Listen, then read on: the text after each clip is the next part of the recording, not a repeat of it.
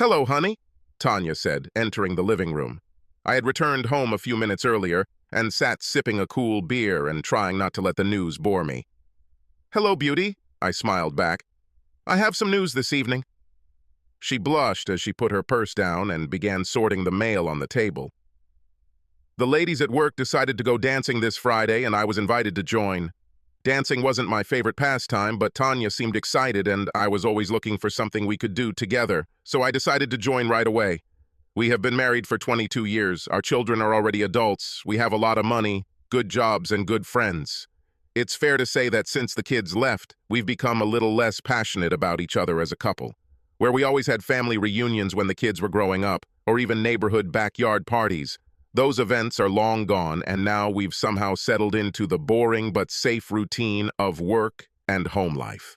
So when Tanya mentioned a date night, I immediately decided to make an effort to give her the good time we hadn't had in a while. "That's good news," I said, fully confident that after the party I would spend a hot night with my wife.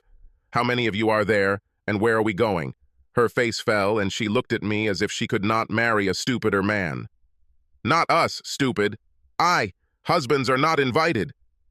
She said this in a tone that seemed a little harsh to me, wagging her finger at me. "This is a night just for us girls to dance and let our hair down. You'll be fine. I bet you won't even miss me." She looked away and added, "You already pay so little attention to me." Then she looked up and gave me her best, charming smile. "Maybe you and the guys can play poker or something so you won't be lonely." She smiled and took a bottle of Chardonnay from the refrigerator. I grabbed the glass, took the bottle from Tony, and poured her a drink. I think she noticed how my face darkened and expressed some fear. "What's happened?" "I thought you'd be glad I was spending time with the girls. Now that you mention it, I actually have something to say." "Come on, let's sit on the deck. Could you give me a few minutes?" I asked. "Okay, but I hope you're not going to tell me I can't go. I'm already an adult, so you tell me what I can and can't do, you know." I raised my hands in supplication. I sensed her bitch friend Ginny was behind this, but decided to leave it alone for now. No, if I wanted her to listen to me, then I had to be calm and convincing enough to compete with Ginny's manic emotions. A little more about her later, but suffice it to say that Ginny loves to have fun and doesn't care too much about who gets in her way. "No, I wouldn't tell you to stay home. I've never been that kind of guy, so I'm not going to start now. However, I have a few issues that I would like to raise, and I ask you to listen to me. I'll do the same for you later." I looked at her before continuing. "I'm always here to listen to you, Tom," she replied, and I caught a hint of sarcasm.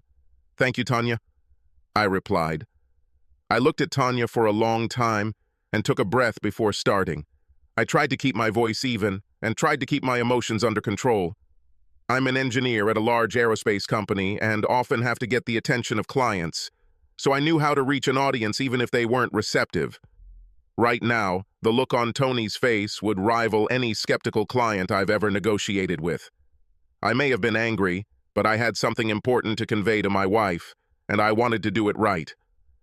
"I was very glad to hear your news when you first arrived. You know, dancing isn't high on my list, but I was thrilled to see how happy you were, and I couldn't wait to join in and start planning the date night.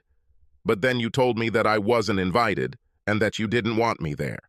I see it as a decision where you choose your friends over me, and it, well, for lack of a better word, hurts."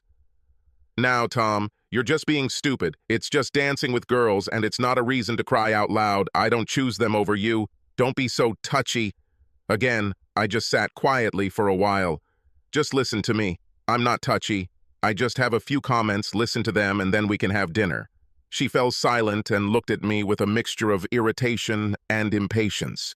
"Tanya, when you accept an invitation to go dancing with your girlfriends, an invitation that specifically excludes me, then in reality, you are choosing your girlfriends, not me." She started to protest, but I signaled again, and she stopped herself before she started. "Tanya, can you ever remember the time when I came home from work and told you that I was not just going to a guy's party, and that I was going to, as you suggest, play poker, or go with a group of guys to a sports club, bar? In fact, I wonder how the conversation would go if I announced that the boys and I were going to kick ass at a dance club. She held her tongue and I continued. The answer is that I have never done it, and I have a good reason for it. My reason is that I prefer to spend my time with you. You will always have the lion's share of my time and attention, and my friends can take what's left. We sat in silence for a while before I asked, "How many ladies are going? Are any of them married or have boyfriends who aren't invited either?" "It will be me and 3 other girls. 2 are married, and 1 has a boyfriend. And no, they are not invited either." She said this with a hint of anger that was not justified. I ignored the blow and started again. "So, I think you'll go to one of the trendy dance clubs downtown, or maybe even a club." She smiled and nodded. "Are you going to dress up?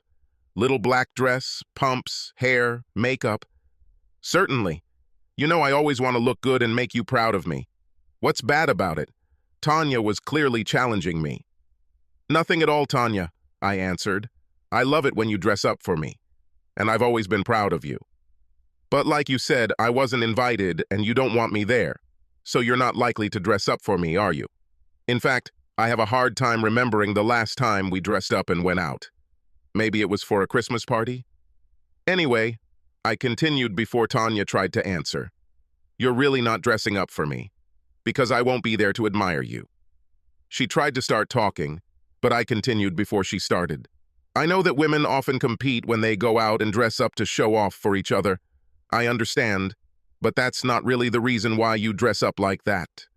Tanya grimaced her face in irritation, but I calmly continued. "So, you're going to the dance club, and I assume you're going to dance?" I looked at her and she cocked her head to the side, looking at me like a mother scolding her child. "Well, of course," she answered. "And you girls are going to dance with each other all night?" She furrowed her brows. I think she was a little nervous thinking about her answer. "No, it would be stupid to dress up and go to a fancy club to dance with your girlfriends," Tanya said. I nodded in agreement, my face as straight and guileless as I could make it. I was starting to get nervous, but I controlled myself. "Arguing won't solve anything," I said to myself and continued. As I thought, "So, of course you'll want to dance with the single guys at the club.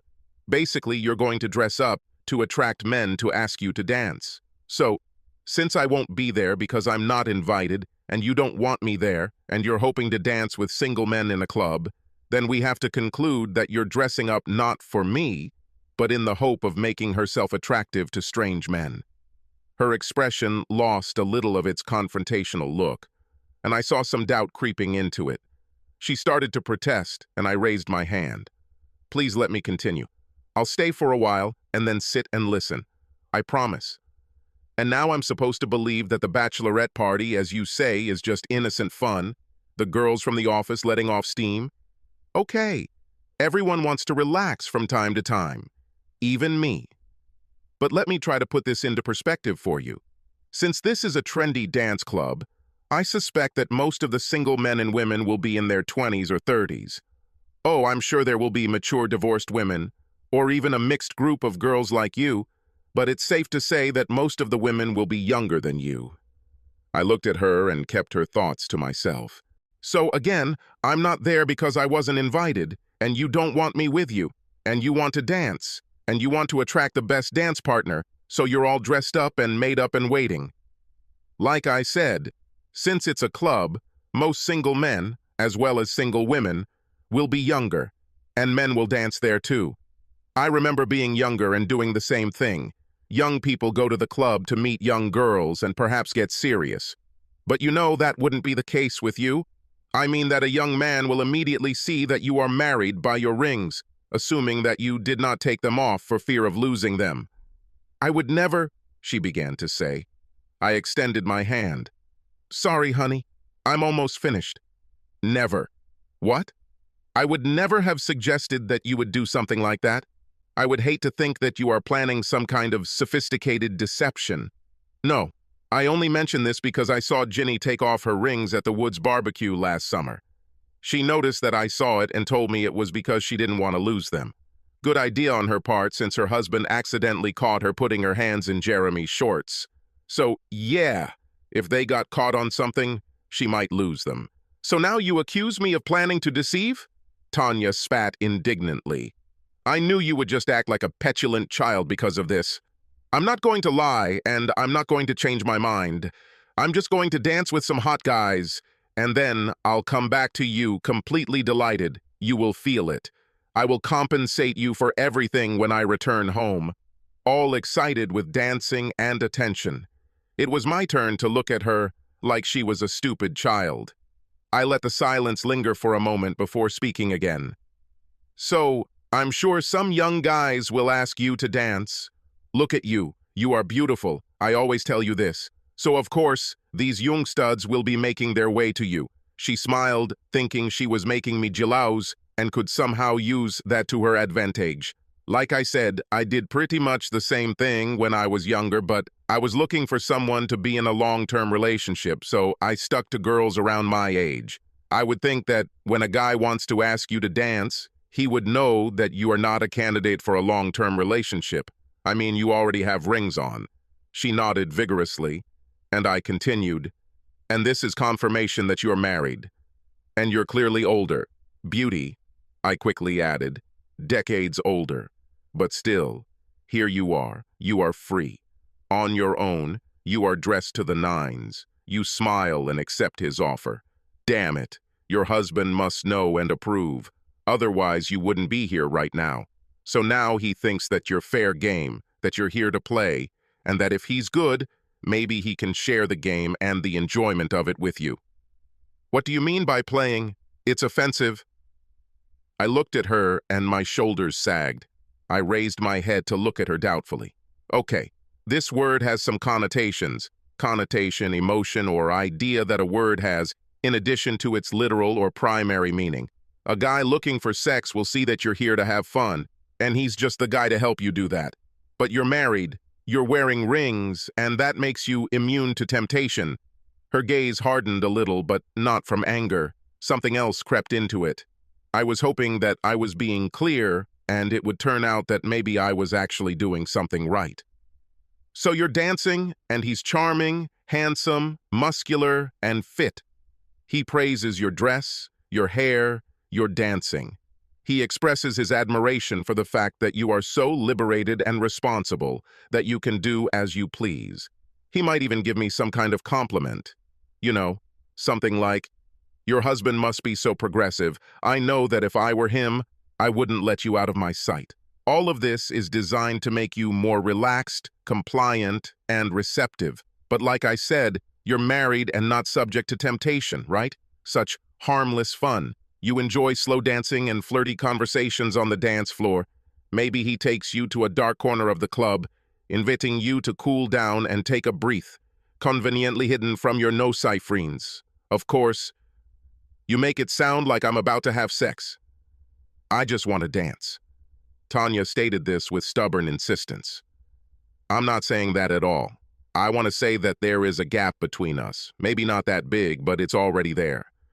I know you're married and immune to the temptations of the dance club, but all the devil needs is a little hook, and that's enough for him to drive a wedge between us. Tanya, I asked, when was the last time we made love? When was the last time we had a good date? It's not just me, she shot back. Someone could use a little thought about what it takes to impress a lady, and what a problem if I danced with a few nice young gentlemen. I was silent again for a little while longer and then answered my own question. We had sex on Tuesday last week. Today is already Wednesday. When you first started turning me down, constantly telling me you were tired, and I felt bad that maybe I wasn't doing my fair share of housework. So I started helping out more around the house. Now I wash dishes every night and cook several times a week. I thought that if I took some of the burden off of you, you'd be less tired, but it hasn't worked yet. But I continued to move on. Remember how I mentioned that our local theater was going to present its spring premiere show? She nodded. I was hoping you'd be pleased when I mentioned it and would want to go, but remember what you said?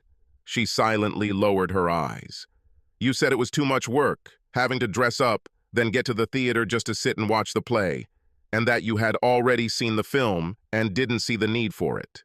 All you wanted to do was relax at home and watch Netflix. I changed the subject, but what I didn't tell you is that I had already bought 2 front-row tickets, made a reservation at this new fancy Italian restaurant near the theater, and hired a limousine to take us. I wanted to treat you to a great evening, but I had to cancel all the reservations and give the tickets to Bob and Ellen. By the way, he told me that they liked the show and she was both grateful to me for this wonderful gift. Her eyes became misty. I'm doing everything I can to bridge the gap, to remove roughness and make us love our time together again. I may not be successful, but I won't give up. I began to feel out of breath and was afraid that my voice would give me away. So I sat quietly for a while. When I thought I could trust myself, I moved on. So now you walk around, dance, chat, and have a great time. You've been drinking. This was to be expected, and you may have drunk a little more than usual.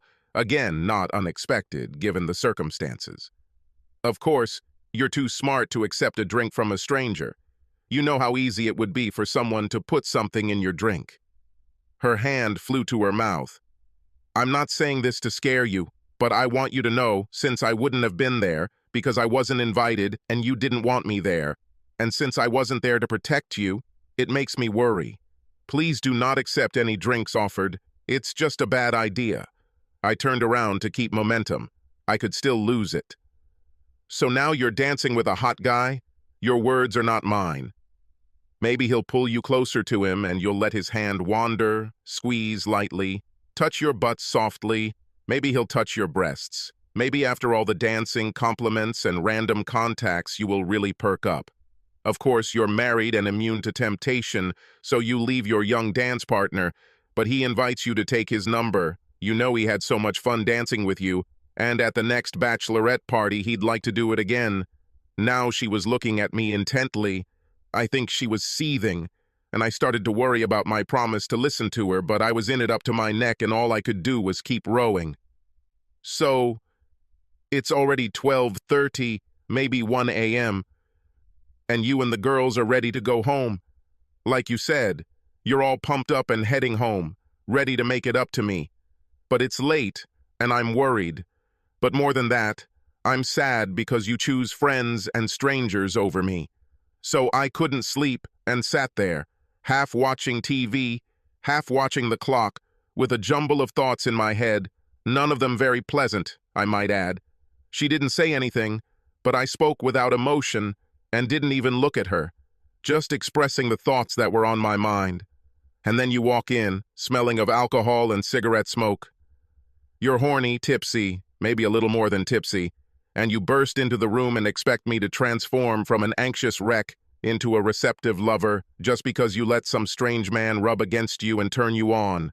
I'll tell you now that I don't like this scenario, and if it happens, I think it will most likely lead to angry words and cold coexistence for a while before leading to any lovemaking. I mean, what would be my motivation to make love to you? I asked. No, I think I would be glad, of course, that you were at home, but at the same time, I am sure that pain would be a real obstacle to making love. But it's all negative, and no one likes to dwell on the negative all the time, I said, looking straight at her. Let me paint a slightly different picture in which you still dress up and let yourself show off in front of your girlfriends and even all the hot young men in the club. But the most important thing in this version is the fun of the night ends closer to your vision. I continued to paint this picture for her. Friday night comes, you dress your best, so sexy that all the other women will simply die of shame when they see you. I'll take you to our limousine, and our driver will take us to the club where we'll meet your girlfriends and their husbands or boyfriends. We dance. I compliment you on your dress, the way your hair suits you. I touch your back and let my hand move down to your tight little ass to give it a gentle squeeze. As the night goes on, we find our touches becoming more frequent and naughty. We laugh, dance, and talk with friends, and then go home drunk and make love like when we first got married. Of course, some might say that I'm a bossy old man who's too insecure to let his beautiful wife go out alone. But that's not true. Not at all. I'm just a guy who loves his wife and can't think of anyone better to spend time with. I'm just a guy who would give up 20 nights out with friends for one date with his wife. I'm just a guy who wants to be there for his woman, show her love, respect, admiration, protect her from harm, and keep her safe." She was silent. Her mouth opened slightly and a tear appeared in the corner of her left eye. "But most of all, I'm just a guy who hopes his wife loves him half as much as he loves her. I'm just a guy who desperately hopes his wife will choose him." I had to stop again because my voice was breaking and I could feel the tears welling up in my eyes despite my best efforts to push them away. I exhaled loudly. "Thank you for listening to me. It's your turn." And I sat quietly and waited to see how she would react to my childish whining. She picked up her phone, pressed a button, and brought it to her ear. I had no idea what she was doing. Was I so inexpressive in my speech that it made no impression? I felt like a failure when she spoke into the phone. "Ginny?" she said into the phone. My heart sank. If she called Ginny for advice, things would likely be unpleasant. "It's me, Tanya. No, everything is fine." Yes, I told Tom exactly what was on my mind. Yes, Tom treats Friday well. I felt anger rise within me and my stomach clenched. She openly rejected me and my proposal. I felt like my marriage and my life were heading down a slippery slope towards failure. I wanted to call to tell you that I will bring Tom to the dance with me on Friday. Why? Because he's my husband, and I love him, and I want to spend as much time with him as possible. Damn it! I see you at work every day. My heart almost burst with pride when I listened to her half of the conversation. Now, why the hell should I want to dance with some strange young guy when I have a better man? Yes, to all my dances. I'll tell you what, Ginny. It wouldn't be so bad if you invited Mike too and stopped paying attention to all these flatterers you're fawning over. When was the last time you two went on a date? Yes, that's what I thought. You better fix it. All the devil needs to ruin your marriage is a guy holding your ass. What should you tell the girls? Well, I'm going to call Linda myself and tell her that our boring bachelorette party just happened to turn into a date night and that we were rushing to get a limousine. I'm going to tell her to dress to impress. I'm going to tell her that we're going to walk into this club with 4 of the hottest guys in town accompanying us, and that we're going to make all the single girls green with envy. I'm going to tell her that I'm going to show my man how much I love him and how special he is to me, and then I'm going to tell her that we're going to make love all night when we get home. Now go ask Mike out, and when you're done, call Sandy. Okay. Yes, I'm glad we decided to include the boys too. Yes, I know that they are like little children and would be lost without us. See you tomorrow at work. No, I won't tell you what I'll be wearing, but I'll tell you this. You better do your best if you don't want to be embarrassed. I intend to make Tom forget all the other women in the world on Friday. See you at work. Bye.